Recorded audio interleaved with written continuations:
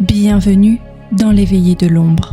À la lueur d'une flamme vacillante, nous ouvrons le grand livre des légendes oubliées. Ici se murmurent les histoires sombres du folklore français. Récits mystérieux, contes inquiétants et silhouettes qui rôdent dans la nuit. Préparez-vous, car certaines de ces histoires pourraient bien ne pas être que des légendes.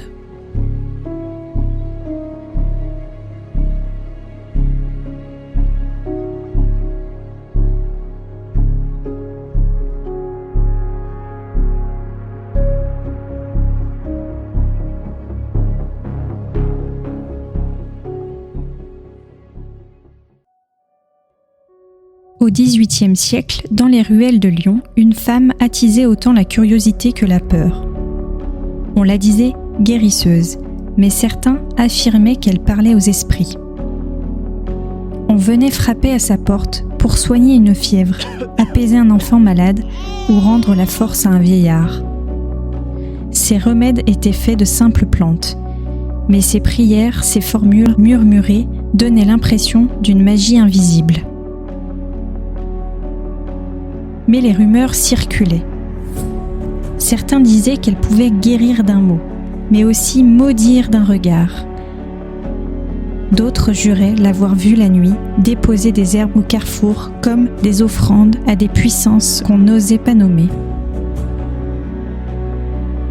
On racontait qu'elle possédait un vieux grimoire, transmis de génération en génération, dans laquelle se trouvaient autant de recettes de soins que de formules interdites. Était-elle une simple guérisseuse ou une sorcière dissimulée sous l'apparence de la bienfaitrice? À Lyon, les autorités religieuses s'inquiétaient. Une femme trop écoutée, trop influente, pouvait vite devenir suspecte. Était-ce le pouvoir de la nature qu'elle maîtrisait ou celui du démon? Les malades guérissaient, oui, mais certains mouraient aussi. Et toujours son nom revenait. Imaginez, entrer chez elle tard dans la nuit, une pièce remplie de fioles, d'herbes séchant au plafond, de symboles tracés à la craie. Elle vous fixe, ses yeux brillants dans la lueur des bougies, et murmure: voulez-vous guérir ou voulez-vous savoir?